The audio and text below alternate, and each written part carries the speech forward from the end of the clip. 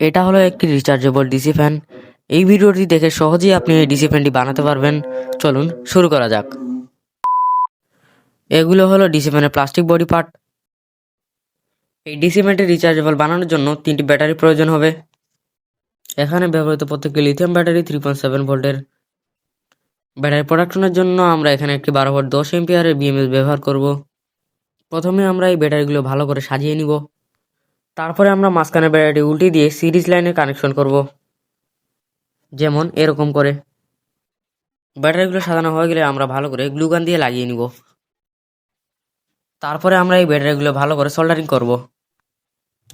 এখন দেখা যাচ্ছে ব্যাটারি সুন্দর করে সোল্ডারিং করা হয়ে গেছে। এখন আমরা সিরিজ লাইনে ব্যাটারি কানেকশন করব।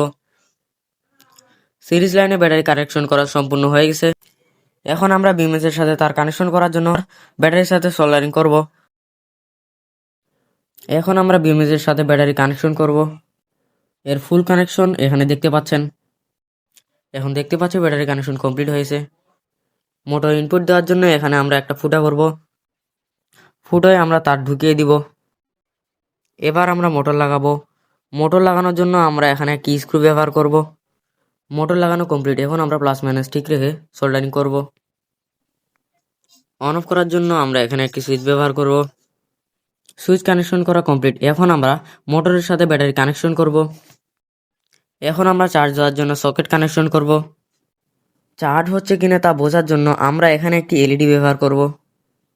বুঝতে কোনো সমস্যা হলে এই ডায়াগ্রামটি দেখতে পারেন। এখন আমি সবকিছু আঠা দিয়ে লাগিয়ে নিব। সবকিছু করার পর এবার আমরা ব্যাক পার্টটি স্ক্রু দিয়ে লাগিয়ে নিব।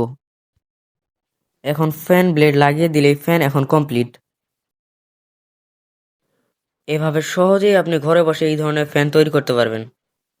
আরও বিভিন্ন প্রযুক্তি তৈরিতে আমাদের এই চ্যানেলটি সাবস্ক্রাইব করুন।